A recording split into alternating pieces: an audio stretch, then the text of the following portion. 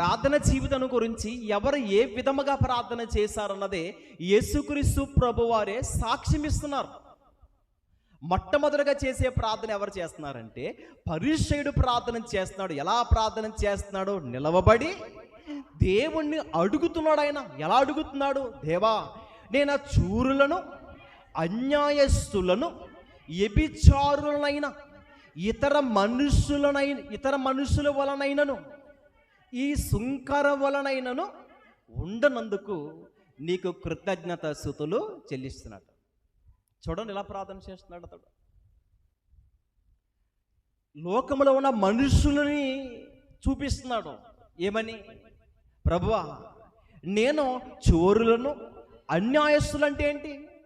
ఇదిగో లోకములో చాలామంది అన్యాయముగా ఉన్నారో, నేనే అన్యాయము లేనివాడుగా బ్రతుకుతున్నాను అని దేవుని సన్నిధిలో ప్రార్థన చేస్తున్నాడు. మరొకటి ఏంటంటే చాలామంది ఇదిగో వ్యభిచారం అనే నీచమైన పాపంలో బ్రతుకుతున్నారు, కానీ నేను అలా లేను. అంతేకాదు, ఇతర మనుషుల వలనైనను ఉండనందుకు నీకు, అంతేకాదు ఈ సుంకరి వలనైనా ఉండనందుకు. ఏమండి, అసలు సుంకరి గొడవ అతనికి ఎందుకు? అసలు ఇప్పుడు ప్రార్థనలోనికి వెళ్ళాడు, దేవాలయంలోనికి వెళ్ళాడు, ప్రార్థన చేస్తున్నాడు. ప్రార్థన చేసినా కానీ అక్కడ మోకరించి ప్రార్థన చేసుకుంటున్న ఆ సుంకరి ఆలోచన ఇతడికి ఎందుకు? ఈ పరిసయ్యుడికి. లోకములో ఉన్న మనుషుల కొరకు తనకెందుకు? భక్తి జీవితంలో ఎవరైనా సరిలేకపోతే దేవుని పాదాల పట్టుకుని, ప్రభువా, నేను ఎక్కడ తొలగిపోయానో, ఎక్కడ పడిపోయానో, ఎక్కడ జారిపోయానో, ఎక్కడ నేను రాంగ్ స్టెప్ వేసానో నాకు తెలియపరచండి నాయన అని తను ఏం చేయాలి? ప్రార్థన చేయాలి.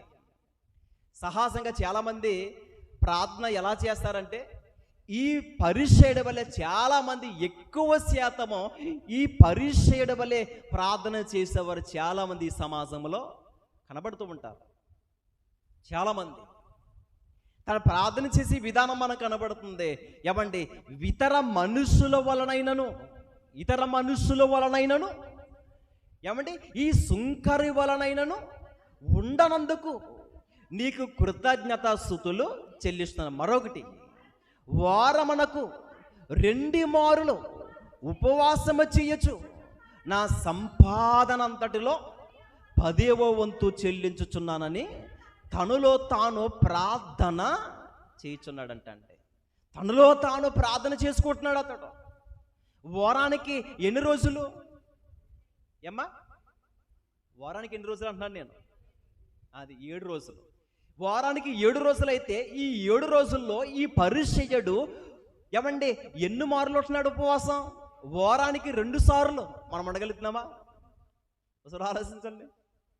ఈ పరిసయ్యుడి కోసం మనం ఆలోచిస్తే గనక వారానికి 2 సార్లు ఉపవాసం ఉంటున్నాడంట. అంతేకాదు, తన సంపాదన అంతట్లో కూడా ఏమిస్తున్నాడు దేవునికి? 10వ భాగం ఇస్తున్నాడు, అంటే దశమ భాగం. ఇది ఇస్తున్నాడు, ఇవన్నీ ఇస్తున్నాడు. ప్రార్థన ఎలా చేస్తున్నాడు చూడండి. వారానికేమో 2 సార్లు ఉపవాసం ఉంటున్నాడు కదండి. ఆకలి మార్చుకుని దేవుని సన్నిధిలో మోకరించి ప్రార్థన చేయడం అంటే అది సామాన్యమైన విషయం కాదు. కుడుపు మార్చుకుని ఆకలిని చంపుకుని ఉపవాస ప్రార్థనలో ఇలా ఉంటున్నాడు.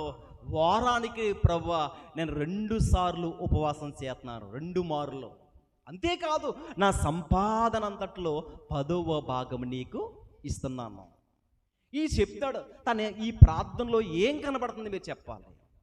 డంబం కనబడుతుంది, డాంబికం కనబడుతుంది. ఈ పరిసయ్యుడి ప్రార్థనలో ఏం కనబడుతుందంటే డాంబికం కనబడుతుంది. వెంటనే తన ప్రార్థన చేసింది ఏంటంటే, ఇదిగో అన్యాయస్తుల వల్ల నేను లేను, నేను అన్యాయం చేయట్లేదని తనకు తాను అనుకుంటున్నాడు. దేవా, ఎక్కడైనా జారిపోయానా అని అడిగి ప్రార్థన చేస్తున్నాడా? అలా ప్రార్థన చేయట్లేదు. నాకు తెలియకోకుండానే ఏమైనా పాపంలో పడిపోతున్నానా? అలా కూడా చేయట్లేదు. తను ఏమనుకుంటున్నాడంటే, నేను గొప్పవాణ్ణి, నేను మంచోణ్ణి, నేను ప్రయోజకుణ్ణి, నీకు అన్నీ ఇస్తున్నాను కదా, దశమ భాగాన్ని ఇస్తున్నాను, వారానికి 2 మార్లు ఉపవాసం ఉంటున్నాను, ఇదిగో నీచమైన పాపం చేయకోకుండా నేను కాపాడుకుంటున్నాను, లోకములో మనుషుల వలె నేను ఉండకుండా నేను చక్కగా ఉన్నాను. చూసారా? అంటే ఎలా ప్రార్థన చేస్తున్నాడంటే తనలో కనపడుతుంది ఏంటో తెలుసా? డాంబికం. హెచ్చించుకుంటున్నాడు ప్రార్థనలో, నేనే గొప్ప ఉన్నని. పైగా దేవుని సన్నిధిలో ఉండి తన ప్రార్థన చేస్తున్నాడు. అలా చేస్తూ కూడా ఎవరిని కించపరుస్తున్నాడు తెలుసా? సుంకరిని.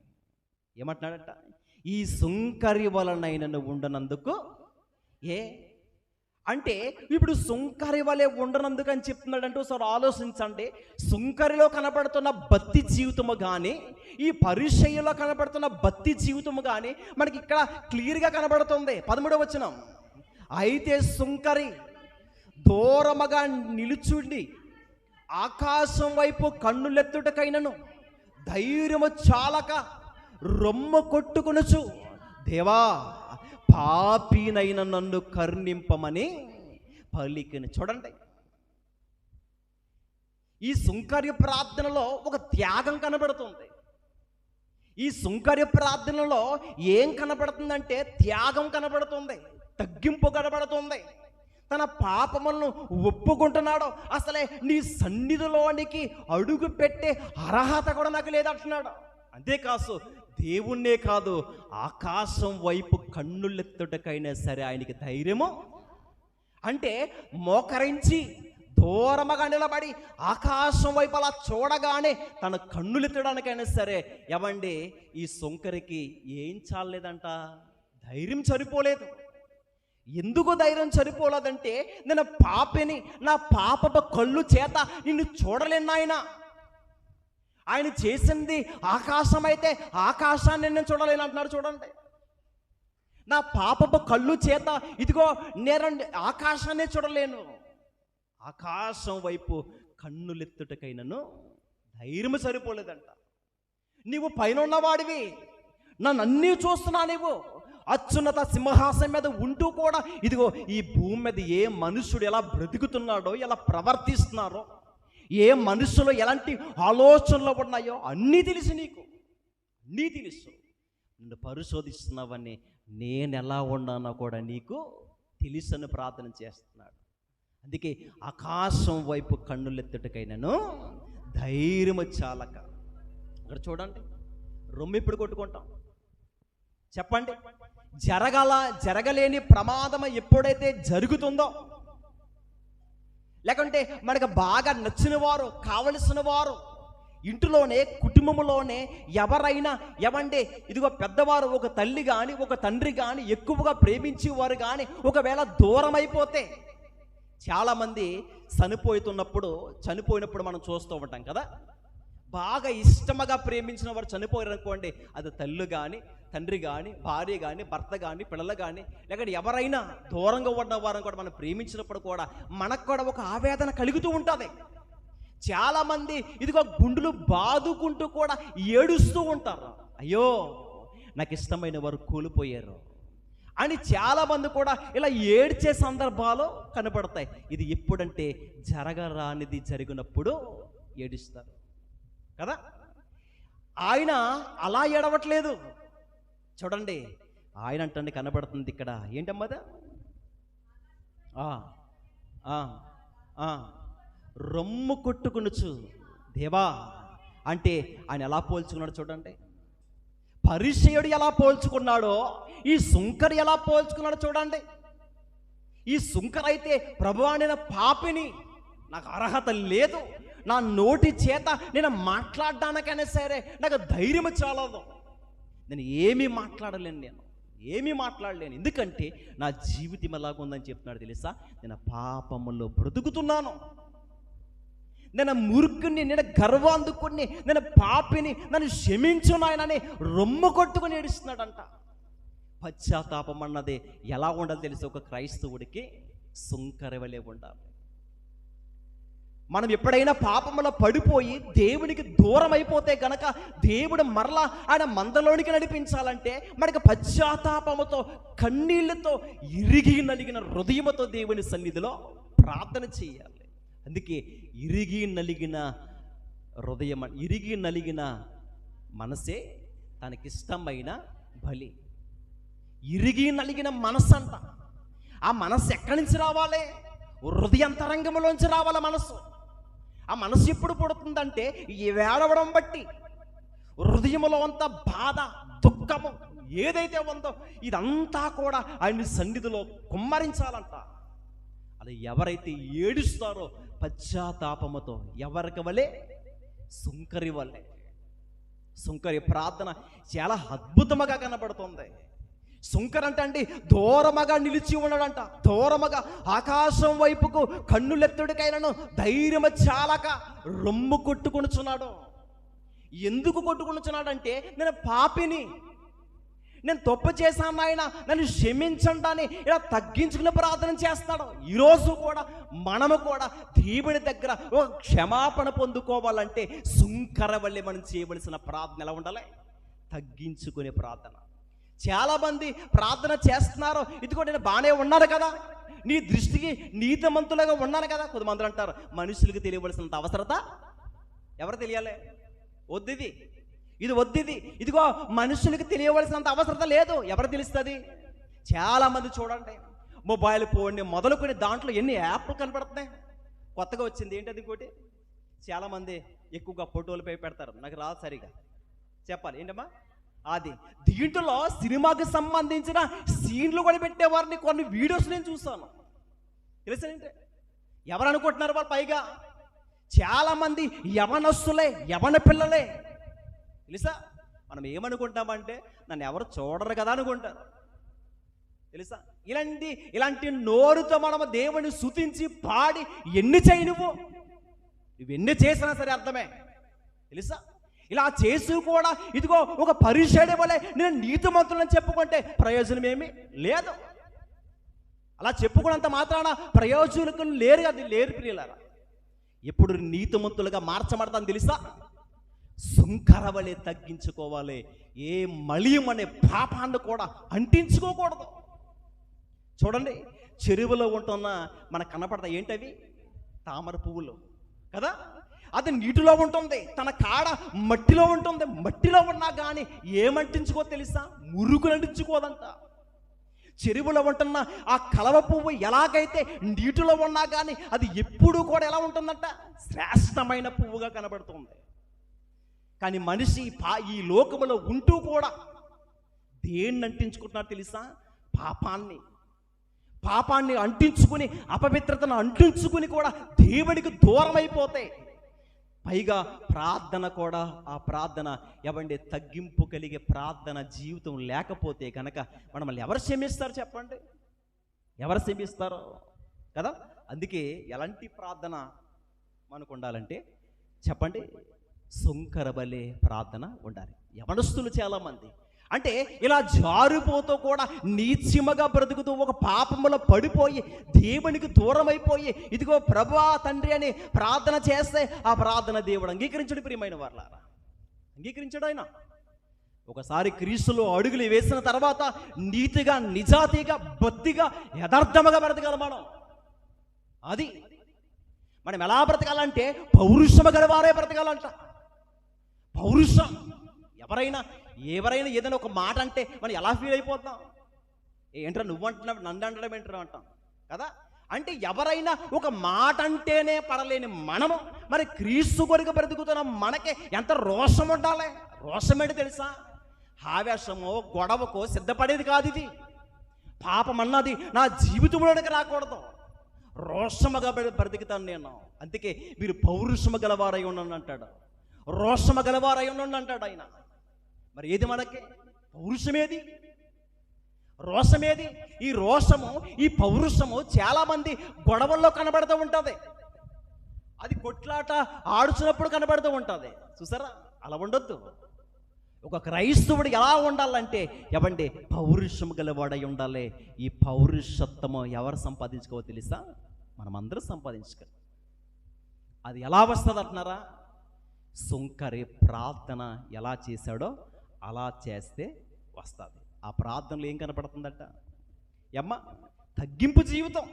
అందుకే కింద కనపడుతుంది, అతనికంటే ఇతడు నీతిమంతుడిగా ఎవరికంటే?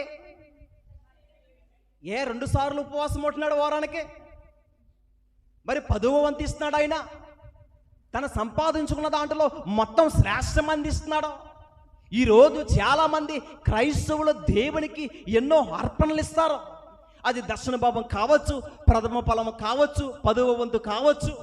అది ఏదైనా సరే ఇచ్చినా కానీ హృదయాన్ని దేవుడికి ఇవ్వకపోతే, ఎన్ని డబ్బులు ఇచ్చినా, దేవుడికి ఎన్ని తెచ్చినా, ఎంత ఖర్చు పెట్టినా కానీ దేవునికి మన జీవితాన్ని సమర్పించుకోకుండా దేవుని దృష్టికి మనం విరోధంగా బ్రతికితే కనుక, ఏమంటే ఇదిగో ఇవన్నీ ఇచ్చాను కదా ప్రభా, నేను గొప్పదాన్ని గొప్పవాడిని అనుకుంటే దేవుడు అసలు నువ్వెవరవో తెలీదు, అర్జెంటుగా నువ్వేమైపోలే, బయటకు పో, నువ్వెవరో నాకు తెలియదు అంటాడంట ఆయన. నువ్వెవరో నాకు తెలీదా ప్రభా? ఏంటినైనా నేను వారానికి 2 మార్లు ఉపవాసం ఉన్నాను కదా. ఉన్నా ఎవరికి ఉపయోగపడ్డా ప్రభా? నేను దక్షిణ భాగాలు ఇచ్చాను కదా. ఇచ్చావు, ఎలా భావించుకుని ఇచ్చావు? ఏమండి ఇదిగో మన జీవితంలో ఉండవలసింది ఇద్దరు మనకి చూపిస్తున్నాడు దేవుడు. దీంట్లో తగ్గించుకుని చేసే ప్రార్థన. అతను మాట్లాడుతున్నాడు చూడండి, ఎవరో పరిచయుడు ఏం మాట్లాడండి? 12వ వచనం. ఓసారి చూడండి, నా సంపాదన అంటున్నాడు. దేవుడు ఇవ్వకపోతే ఆయనకి సంపాదన ఎక్కడి నుంచి వస్తుంది? ఇదిగో ఈ పొలాలు నాయి, ఈ ఆస్తి నాది, ఈ బంగారం నాది అంటారు కదా. అసలు దేవుడు ఇవ్వకపోతే, అసలు ఈ సృష్టిలో ఆదాముని కలగజేసిన తర్వాత ఏమండి ఏదేని తోటను సేదపరచుకోవడానికి అతడికి ఇచ్చారు. వ్యవసాయం అనే భూమిని ఇదిగో నీ చెమటూర్చి కష్టపడి ధాన్యమును పండించుకుని నువ్వేం చెయ్యాలి? నీ కడుపు నింపుకోవాలి. ఆ రోజు దేవుడే భూమిని కలగజేసి ఆ భూమిని ఎవరికి ఇచ్చారు చెప్పండి? ఆదాముకి ఇచ్చారు. ఆదాములో నుండి ఒకరి నుంచి ఒకరు వంశావళి జాతులు ఇలాగ గోత్రములు అన్నీ ఇలాగ విడిపింపబడి వేల మందిగా కోట్ల మందిగా ఈరోజు మనుషులు కనబడ్డారు కదా. మరి ఆస్తి ఎవరిదే చెప్పండి? 1000 కొండల మీద పశువులు నాయే కదా అంటాడు ఆయన కదా. అన్నీ ఆయనయే. ఈ భూమి మీద మనదంటూ నాదంటూ ఎవరిది కాదు. ఎవరు చెప్పండి అండి? దేవుని. మనకంటూ ఏమీ లేవు. మనం తల్లి గర్భము నుండి పుట్టినప్పుడు ఎలా వచ్చాము చెప్పండి? దిగంబరులుగా వచ్చామంట. వస్త్రాలు వేసుకుని సూట్ వేసుకుని వచ్చాం మనము? లేదు. మనం పుట్టినప్పుడు కనీసం మన ఒంటి మీద వస్త్రాలు కూడా లేవు. మరి పుట్టినప్పుడే ఏమి తెచ్చుకోకుండా పుట్టాం కదా. మరి ఈ ఆస్తి నాదంటున్నావంటే నీకెక్కడదే? ఎవరిచ్చాడు? అది దేవుడిచ్చి ఇవ్వలేదా? పైగా ఎలా ప్రార్థన చేస్తానంటే, నా సంపాదన అంతటిలో 10వ వంతు అంటే నాదంటాడేంటి? ప్రభా నీవిచ్చావు కాబట్టి నీవిచ్చిన దాంట్లో నేను అది. ఇలా మనం ఎప్పుడైనా సరే ఈ విధంగా ప్రార్థన చేయాలి. చాలా మంది అలా కాదు, నాది. కొందరు ఇచ్చినప్పుడు కూడా జనాలకు కూడా కనపడుతూ ఉండాలి. ఎన్ని కొందరు 10 రూపాయలు, మా చిన్నతనంలో 10 రూపాయల నోటు ఇలా తీసి ఇలా చూపించేవారు అన్నమాట. ఎవరికి? సేవకులకి. దీన్ని చెప్పాలి, పలకాలని. అంటే ఇలా కనబడుతుందంటే అర్థం ఏంటి? చాలా మందిని చూడండి, అది మనుషులకి కనబడినట్లుగా ఇస్తారు. అది అంటే నేను ఇస్తున్నాను జనాలకి తెలియాలా? ఎవరికి తెలియాలి? దేవునికే. మనుషులకి తెలియవలసినంత అవసరత లేదు ప్రియమైన వారులారా. ఎవరికి తెలియాలంటే దేవునికే తెలియాలి కదండి. ఒక బీద ఎదవరాలు ఏమండి యేసుక్రీస్తు ప్రభు వారి దగ్గరికి వచ్చి ఏం చెల్లించింది? 2 కాసులను చెల్లించింది. చాలా మంది అంటండి వారికున్న ఆస్తిని బట్టి, వారికున్న ఐశ్వర్యాన్ని బట్టి, వారికున్న ఉన్నతలో ఇచ్చారమంట దేవునికి. ఆమెకి లేమిలో కూడా దేవుని సన్నిధిలోకి ఏం చేసింది? ఆమె తీసుకొచ్చి ఇచ్చిందంట. మరి ఆ విషయం మనుషులకి ఎవరికైనా తెలుసా? ఎవరికి తెలియదు. మరి ఎవరికి తెలిసింది? అది. దీన్ని బట్టి మనం అర్థం చేసుకోవాల్సింది ఏంటంటే, నేను ఇచ్చేది ఎవరికి తెలియాలని ఇవ్వాలంటే దేవునికి తెలియని ఇవ్వాలి. కానీ ఇతను ప్రార్థన చేస్తున్నాడు. ఎలా ప్రార్థన చేస్తున్నాడంటే, నా సంపాదన అంతటిలో 10వ వంతు నేను నీకు చెల్లించుచున్నాను అని ప్రార్థన, తనలో తాను ప్రార్థన చేసుకుంటాడంట. తనలో తాను. ఏమండి ఇదిగో ఇతను చేసే ప్రార్థన ఎలాంటి ప్రార్థన కనబడుతుందంటే డాంబికం అన్నది కనబడుతుంది. అందుకే ఒక పరిచయుడి వలె మనం ప్రార్థన చేయకూడదంట. అతను ఎలా ప్రార్థన చేస్తాడంటే ఇతర మనసును చూపించి ప్రార్థన చేశాడు. ఇదిగో అన్యాయస్తుల వలె నేను ఉండనందుకు నీకు స్తోత్రాలు అంటున్నాడు ఆయన.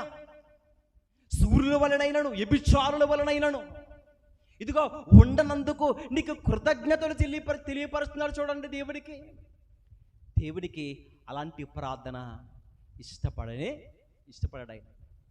హృదయాంతరంగంలోంచి వచ్చే ప్రార్థన కావాలి. ఏమండి, సుంకరి చేసే ప్రార్థన దూరముగా నిలిచి ఉన్నాడంట. అంటే దేవుడంటే ఆయనకి ఎంత భక్తి ఉందో సార్ ఆలోచించండి. దేవుని సన్నిధిలో అడుగు పెట్టాలంటే ఆయనకి భయం కలిగి ఉన్నాడు ఆయన. అయ్యో, ఆ మహాదేవుడిని సన్నిధిలో నిలబడాలంటే, ఏకేపించాలంటే, ప్రార్థన చేయాలంటే నాకు ధైర్యం సరిపోవట్లేదు నాయన నన్ను ప్రార్థన చేస్తున్నాడు. చూడండి, నాకు ధైర్యం సరిపోవట్లేదు. నీ వెలుగు, నీ ప్రకాశమైన కాంతి నువ్వు అక్కడ ఉంటున్నప్పుడు నేను ప్రార్థన చేయాలంటే అది ఎందుకు ధైర్యం చాలా తెలుసా? నేను పాపినని అతడు ఒప్పుకున్నాడు. ఈరోజు మనం చేసే ప్రార్థన కూడా, ప్రతి సన్నిధిలో మనం చేసుకున్న వ్యక్తిగత ప్రార్థనలో కూడా దేవుని దగ్గర కోరుకోవలసింది ఏంటో తెలుసా? సుంకరి ఏ విధంగా అయితే ప్రార్థించాడో ఆ ప్రార్థన కూడా ఒక తగ్గింపు కలిగే ప్రార్థన. ఒకవేళ మనం ప్రభువులో స్థిరముగా ఉన్నా, పాపములో పడిపోకపోయినా, నీతిమంతులుగా మనం ఎదుగుతున్నప్పటికీ కూడా మనం ఏం చేయాలి? ప్రార్థన చేయాలి. అంటే అలా ప్రార్థన చేస్తేనే కానీ ఆ ప్రార్థన దేవుడు అంగీకరించాడు. అందుకే ప్రార్థనలో ఎలాంటి ప్రార్థన ఉండాలంటే, ఇదిగో ఈ సుంకర వల్లే చేసే ప్రార్థన కనబడాలి. ఆయన అంటున్నాడు, పాపినైన నన్ను కరుణించు. చూడండి, దీన్ని బట్టి దేవుని దృష్టిలో ఎవరు నీతిమంతులని మనకు అర్థమైంది. అందుకే తన్ను తాను తగ్గించుకున్నవాడు, హెచ్చించుకున్నవాడు. ఈరోజు క్రైస్తవుల్లో కూడా చాలా మందిలో ఇలాంటి స్వభావాలు కనబడుతూ ఉంటాయి. అందుకే చాలా జాగ్రత్త కలిగి బ్రతకాలి. క్రీస్తులో ఉన్నప్పుడు మనకి ఏమొస్తుందో తెలుసా? నిందలు, అవమానాలు, ఇబ్బందులు ఏదొచ్చినా సరే దేవునికి ఏమవ్వకూడదు, దూరం అవ్వకూడదు. ఇదిగో మనుషులను పట్టించుకోవట్లేదంటే నిన్ను పట్టించుకోరు, ఎందుకంటే నువ్వు ఆత్మీయంగా వెదుగుతున్నావు కాబట్టి. ఇదిగో నన్ను అందరూ కూడా నీచముగా చూస్తున్నారండి, హేళన చేస్తున్నారు, నన్ను ఎవరు పట్టించుకోవట్లేదు. నేను పొగిడితే నువ్వు మంచోడువా అంటే అందరూ ఒక మనిషిని అభిమానిస్తేనే వారు మంచోళ్ళా? కాదు కదా. ఏమండి, మనిషిని పొగిడితేనే మన మంచోళం కాదు. చాలామంది ఏమంటారంటే నన్ను పట్టించుకోవట్లేదు, అందుకే పొగడతల విషయంలో మనము పొగడతల విషయంలో అంట పొంగిపోతే ఏమవుద్ది చెప్పండి? ఇప్పుడు సేవకులంటే, విశ్వాసులంటే ఎవరంటే ఒకసారి పొగుడుతారు. పొగుడేమన్నప్పుడు ఏమవ్వకూడదంటే పొంగిపోకూడదంట. అలాగని తర్వాత మాటలతో ఒకవేళ గుచ్చినా కానీ ఏమవ్వకూడదు, పొగిడిపోకూడదు, కృంగిపోకూడదు. ఇలా ఉంటే కనుక ఏమవుతుంది చెప్పండి? భక్తి జీవితంలో మనం ఏమైపోతామంటే ఇంకనూ బలహీనమైన పరిస్థితుల్లోనికి వెళ్ళిపోయే దేవునికి ఏమైపోతాం? దూరం అయిపోతాం. ఇదిగో ఈ నింద, ఈ అవమానం, ఈ తూనీకరణ నాకు వస్తుందంటే నేను దేవునిలో వెదుగుతున్నానన్నమాట అని ధైర్యం కలిగి ఉండాలి. నిలబడిన వారే క్రైస్తవులు. ఎప్పుడు వరకు అంట? అంతమ వరకు నిలబడాలంట. అందుకే మరణము వరకు రక్షణను నమ్మకముగా కాపాడుకోండి అంటున్నాడు. రక్షణ ఎప్పుడు వరకు అంటే మరణము వరకు. దాంట్లో మనం ఎవరైనా లేనిపోయిన మాటలు మాట్లాడినా కానీ మనకి ఎలాంటి మనసు ఉండాలంటే క్షమాపణ కలిగే గుణం ఉండాలంట. ఆ గుణం ఎవరు కలిగి ఉంటారో తెలుసా? సుంకరి చేసే ప్రార్థన అనుభవం ఎవరు కలిగి ఉన్నారో వారికి కలుగుతుంది అనుభవం. ఉప్పుకొళ్ళు ఉంటాయి వాళ్ళకి. ఈ సుంకరి ప్రార్థనలో ఉప్పుకొలు కనబడుతుంది. ఏమని? నేను తప్పు చేశాను ప్రభువా అని తను రొమ్ము కొట్టుకుని ఏడుస్తున్నాడు. చూడండి, అంటే తను తాను ఏం చేసుకుంటున్నాడో ఒప్పుకుంటున్నాడో. నా బ్రతుకే నీచమైంది, నా జీవితమే నీచమైన బ్రతుకు, నన్ను ఎవరు తునీకరించినా కానీ నువ్వు నన్ను తునీకరించవు నాయనా, నేను పాపిని, ఇదిగో ఎక్కడో జారిపోయాను, ఎక్కడో పడిపోయాను, నీ దృష్టికి విరోధమైన పాపం చేశాను ప్రభువా, నన్ను క్షమించండి అని రొమ్ము కొట్టుకుని ఏడిచాడంటే దేవుడు వెంటనే మాట్లాడుతాడని తెలుసా? అతనికంటే ఇతడు నీతిమంతుడిగా మార్చబడ్డాడంట. చూడండి, ఈరోజు మనం ఎప్పుడు ఎలా ఉండాలో తెలుసా? ఆనందంగా ఉండాలి, ఎప్పుడు సంతోషంగా ఉండాలి. మనసులో ఏది ఒక గలిబిలి ఉండాలంటే మనకు ఉండకూడదు. ఏక ప్రేమ కలిగి ఉండాలంట, ఏక మనస్సు కలిగి ఉండాలంట, ఒకే భావము కలిగి ఉండాలంట. ఎవరు వాళ్ళు? క్రైస్తవులు. క్రైస్తవులు ఎలా ఉండాలంటే ఒకే భావం కలిగి ఉండాలి, ఒకే మనస్సు కలిగి ఉండాలి, ఏక భావము, ఏక ఆత్మ కలిగి, ఏక ప్రేమ కలిగి ఉండాలి.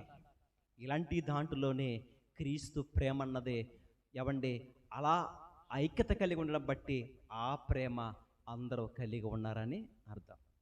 అందుకే ఈ మందిరంలో ఒకటి పెట్టాం వాగ్దానం. రోమపత్రిక 13వ అధ్యాయము, రోమపత్రిక 13వ అధ్యాయము 10వ వచనం ఒకసారి చూడండి.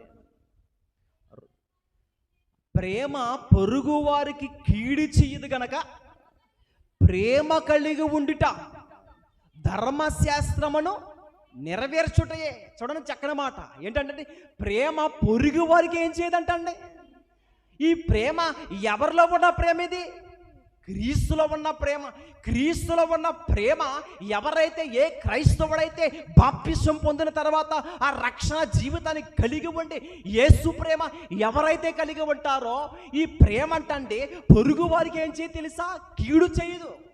మరి కీడు చేసే ఒక ఉద్దేశాలు ఉన్నాయంటే మన ప్రార్థన ఎలా ఉంటుంది అనుకోవాలి తెలుసా? పరిశేడు వలె ఉంటుంది అనుకోవాలి. మన క్యారెక్టర్ ఎలా ఉంటుందని తెలుసా?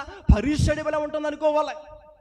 ఈ ప్రేమ అండి ఇదిగో పొరుగు వారికి కీడు చేయదు. కీడు చేయదు కనుకే ఎవండి చక్కగా ఆయన రాశాడంటండి. సరే, అంటే ప్రేమ పొరుగు వారికి ఏం చేయదు. అది కింద ప్రేమ కలిగి ఉండటయే ధర్మశాస్త్రమును. ధర్మశాస్త్రం అంటే ఏంటి? వాక్యం. వాక్యం. ప్రేమ కలిగి ఉండుటయే ధర్మశాస్త్రమును. అది మరి వాక్యం చదువుతున్నాం కదా, వాక్యం చదువుతాం, ప్రసంగాలు చెప్తాం, ప్రార్థన చేస్తాం, ఆరాధన చేస్తాం. ఏవండి మన దేవుని సన్నిధిలో ఎంత చక్కగా చేతులెత్తి ఆయన స్తుతిస్తాం. ఎక్కడ ప్రార్థన జరుగుతుందో అక్కడికి వెళ్తాం, అన్నీ చేస్తాం. అన్నీ చేసినా కానీ ఇలాంటి ప్రేమ చూపించకపోతే కనుక పరిస్థితి ఏంటి? ఈ పరిశుడి చేసే ప్రార్థన కనబడుతుందని ఎలా చూపించాడంట? నిలబడి ఇదిగో నేను చూరులనైనను, అన్యాయస్తులనైనను, వ్యభిచారులనైనను, ఇతర మనుషుల వలనైనను, ఈ సుంకరి వలనైనను ఉండనందుకు నీకు కృతజ్ఞతలు. ఏమండి అలా ఉండినందుకు దేవుడికి కృతజ్ఞతలు చెల్లిస్తాడా? అంటే వాళ్ళు చూపించి వీళ్ళని చూపించి ఇలా ఉన్నందుకు నీకు కృతజ్ఞతలు నాయన అని అలా దేవుడిని స్తుతిస్తాడా? అది మంచి పని కాదు ప్రియమైన వాళ్ళారా, అది మంచి పని అయితే కాదు. ఇక్కడ కనపడుతుంది ఆయన అంటున్నాడు ఇదిగో నేను వారముకు 2 మార్లు ఉపవాసం ఉంటున్నాను. ఏవండి వారానికి 2 మార్లు కాదు 4 సార్లు ఉన్నా కానీ జీవితాన్ని సరి చేసుకోకపోతే ఎన్నిసార్లు ఉపవాసం చేసినా కానీ కదా మనకు కనపడుతూ ఉంటుంది. లెంటి డేస్లో చాలామంది 40 దినాలని 20 రోజులని పూట ఉపవాసాలని ఇలా అన్నీ చేస్తారు. చేయడం మంచిదే కాదంటలేదు. మరి చేసినా కానీ మార్పు లేకపోతే 40 దినాలు చేసినా కానీ ఆ 40 దినాలు చేసినా కానీ మార్పు కనిపించకపోతే, ఇదివరకు మాట్లాడుతున్న బూతులు మరలా మాట్లాడితే చెప్పండి, ఇదివరకు మాట్లాడుతున్న కోపము మరలా కోపం వస్తుందంటే అంటే 40 దినాలు చేసిన కానీ ఏం రాలేదు, మార్పు రాలేదు. అంటే 40 దినాలు భక్తి చేసి వెళ్ళిపోయేది క్రైస్తవులమైతే కాదు. జీవితం అంతా నమ్మకమ్మగా, అందుకే మరణము వరకు నమ్మకమ్మగా వాళ్ళు కాపాడుకున్న వారికి ఏ కిరీటాన్ని ఇస్తారు తెలుసు? అయినా జీవ కిరీటాన్ని. ఆ జీవ కిరీటము కొరకు మనం ఏం చేయాలంటే ఎదురు చూడాలి, ఒప్పుకోవాలి.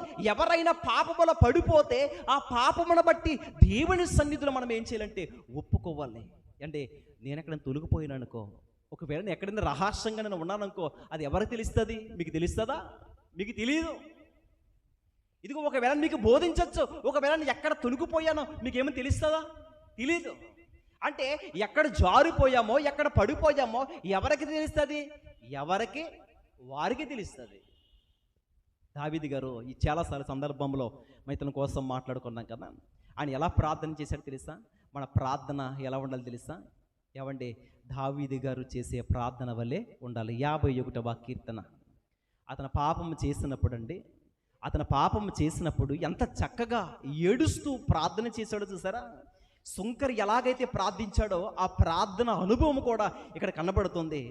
51వ కీర్తన 2వ వచనం. నా దోషము పోవునట్లు నన్ను బాగుగా కడుగుము, నా పాపము పోవునట్లు నన్ను పవిత్రపరచము. నా అతిక్రమములు నాకు తెలిసి ఉన్నవి, నా పాపం ఎల్లప్పుడూ నా ఎదుట. చూడండి, పాపం ఇప్పుడు ఎక్కడ ఉంటుంది? మన ఎదుటే ఉంటుంది పాపం. పాపం ఎక్కడో దూరముగా లేదు, లేకుంటే మనకి కనిపించలేనంత దూరముగా లేదు. పాపం ఎక్కడ ఉంటుందంటే పాపం వెలుపలే, మన పక్కనే ఉంటుంది పాపం. కాబట్టి చాలా జాగ్రత్తగా కాపాడుకోవాలి దాన్ని. ఇలాగా దేవుని సన్నిధిలోకి వెళ్ళి ఒక మహారాజు చేసే ప్రార్థన అంటే తెలుసా?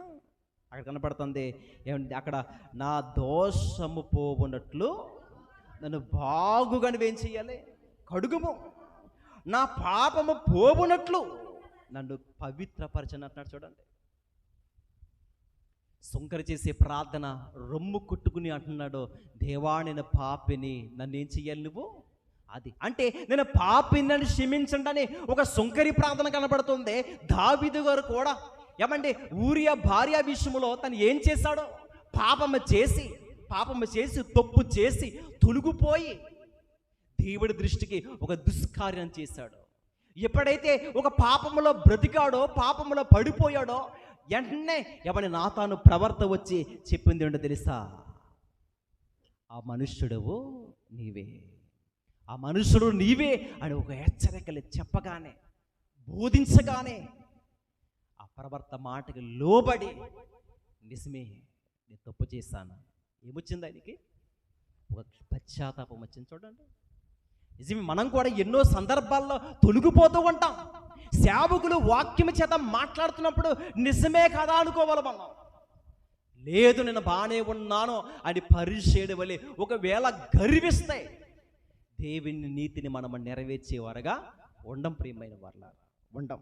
సమాజంలో చాలామంది తప్పు చేసినా కానీ ఇది నేను బాగానే ఉన్నాను కదా అని అనుకుంటే పొరపాటు. దావీదు గారి వలె ఒక పశ్చాత్తాపం రావాలి.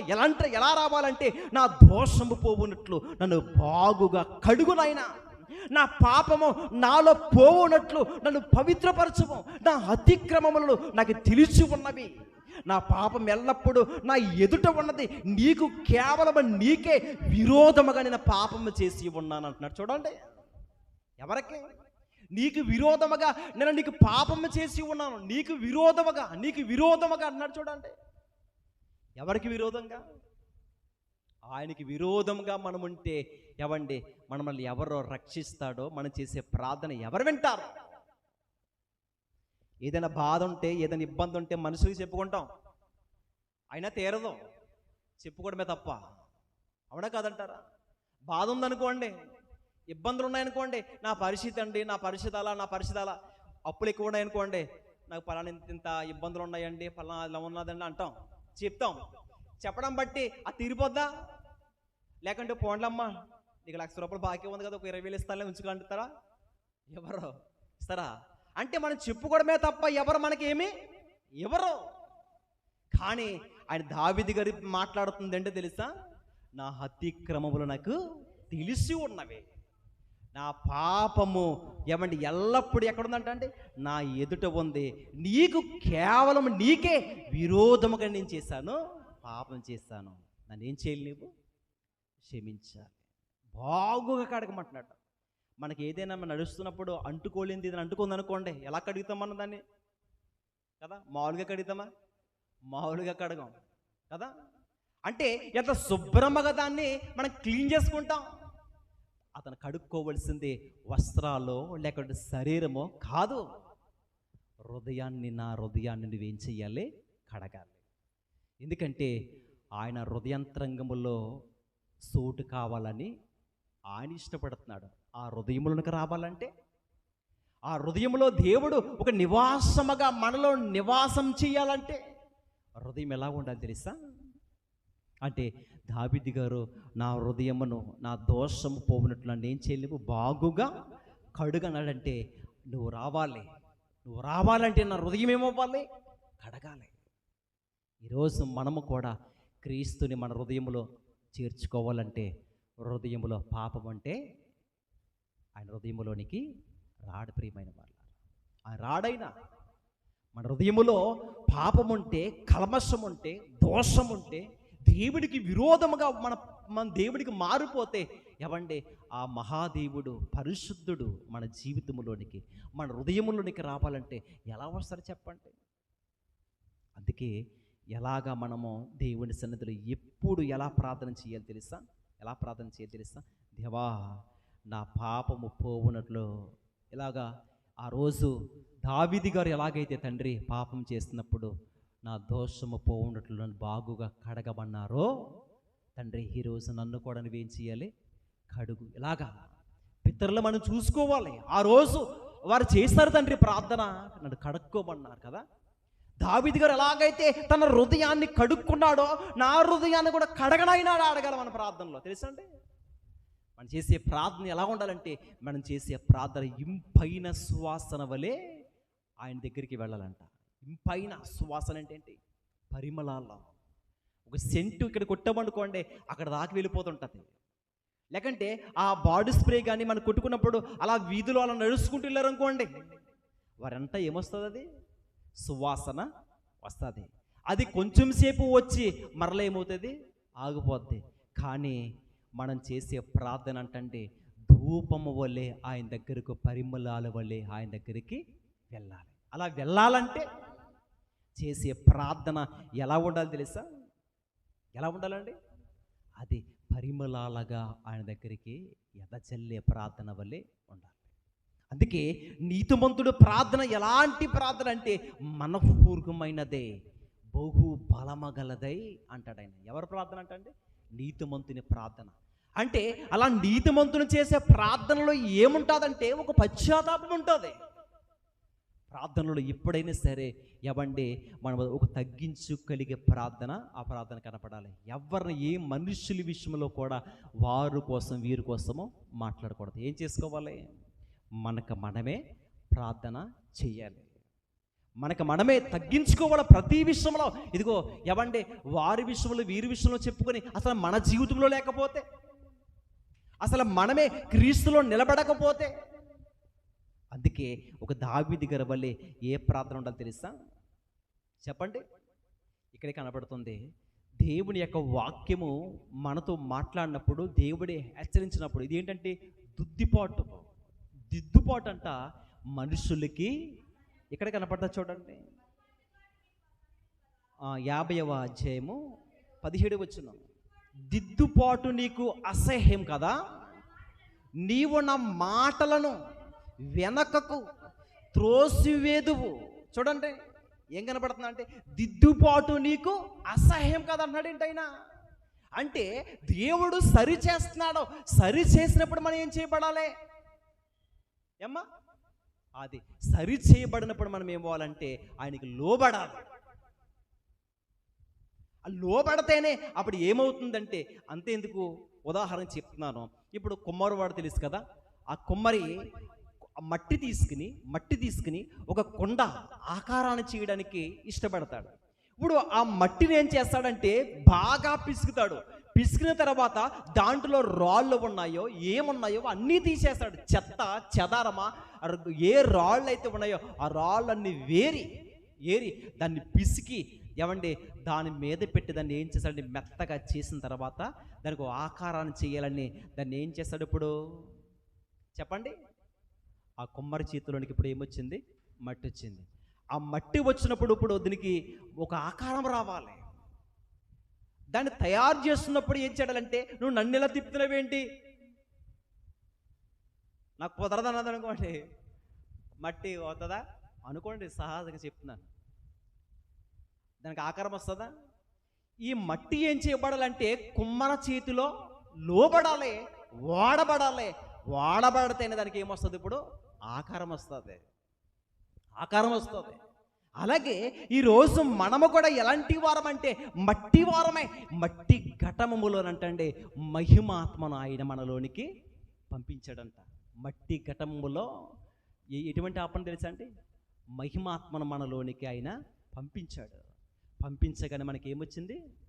అది ఒకరోజు ఆదాముని ఎలాగైతే మట్టి బొమ్మ చేసి తనలో ఉన్న ఒక మహాశక్తిని ఎప్పుడైతే పంపించాడో అప్పుడే మనకి ఏమొచ్చింది తెలిసి ఇప్పుడు అది జీవాత్మ వచ్చింది, రూపం వచ్చింది. మనం మాట్లాడుతున్నామంటే, నడుస్తున్నామంటే, అవయవాళ్ళగా మనము ఏ పనైనా చేసుకుంటున్నామంటే కారణం ఏంటో తెలుసా? ఆయనలో జీవం ఉండను, ఆ జీవం మనుషుల్లోనికి వచ్చినది. ఆ జీవం ఉండదు కాబట్టి ఇప్పుడు మనం ఏమవుతున్నాం? ఇప్పుడు అది లేకపోతే ఎలాంటి మనుషులైనా సరే ఉంచుకుంటామా? ఉంచుకోం. ఎందుకు ఉంచుకోం తెలుసా? దాంట్లో ఏమీ లేదని. అందుకే మనం ఏం చేయబడాలంటే క్రీస్తులో వాడబడాలి. దేవుని వాక్యముతో ఆయన మనతో మాట్లాడుతున్నప్పుడు వాక్యానికి విధేయులై లోబడే అంటున్నాడు. దిద్దుపాటు నీకు అంటే ఇలాగూ చాలామంది దేవుడు వాక్యం చేత మాట్లాడుకుంటే దాన్ని అసహించుకునేవారు కూడా లేకపోవచ్చు. అలా ఉంటే కనుక మనల్ని ఎవ్వరు కూడా మార్చలేరు. ప్రియమైన వాళ్ళారా, ఆయన లోబడి ఉండాలి. ఆయన మాటలను మనం త్రోసివేయ వరకు ఉండకూడదు.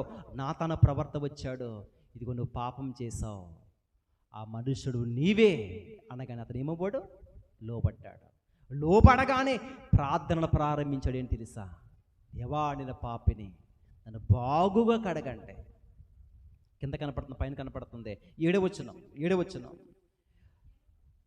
నేను పవిత్రుడు అన్నట్లు విశ్వాపుతో నా పాపము పరిహరింపము, హిమము కంటేను నేను తెల్లగా ఉండినట్లు నీవు నన్ను కడుగుము అని చెప్పాడు. చూడండి ఎంత చక్కగా కడగమన్నాడు. అంటే మనం కడగవలసింది ఏంటో తెలుసా? పాపాన్ని కడిగి వెయ్యాలి. అది ఎలా కడగబడుతుంది చెప్పండి? ఆయన అమూల్యమైన రక్తము చేత ఎలాగైతే మనం వాళ్ళందరినీ ఆయన ఒకరోజు పరిశుద్ధపరిచాడో, కొనుక్కున్నాడో.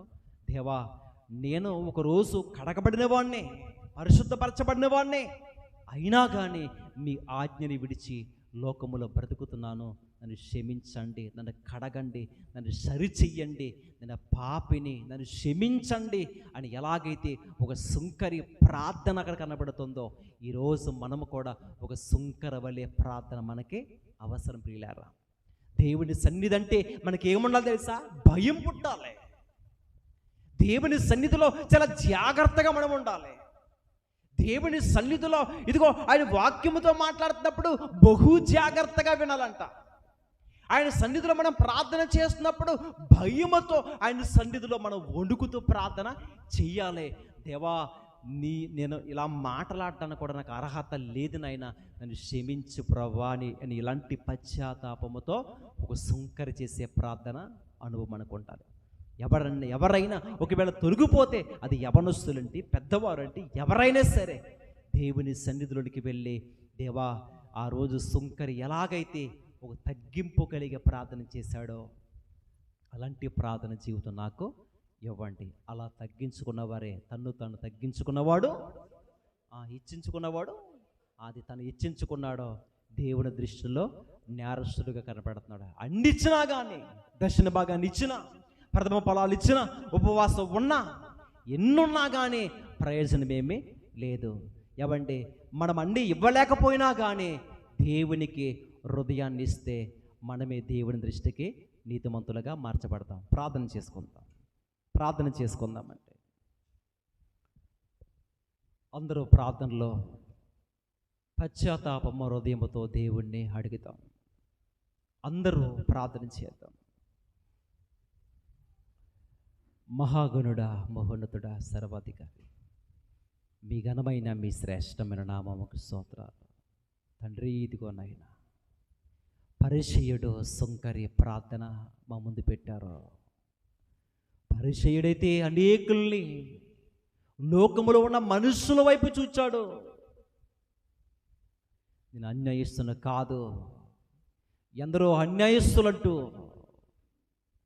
ఇలా మాట్లాడుతూ నేను అన్నీ ఇస్తున్నాను అంటున్నాను ఆయన.